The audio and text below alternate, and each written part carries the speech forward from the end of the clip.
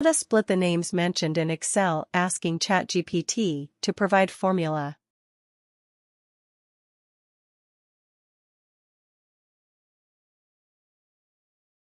I have mentioned the cell number, that is B3, for which I need formula, and checked, provide formula for first name, second name and third name separately.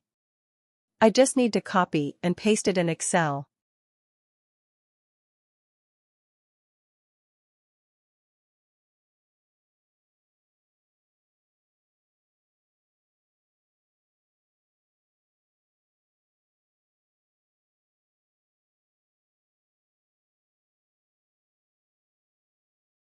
Now you see the names are split and copy the same formula for rest of the names.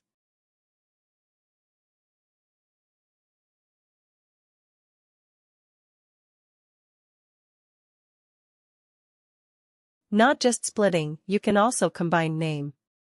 Let us request formula with ChatGPT for it, mentioning to combine the names mentioned in C3, D3, and E3.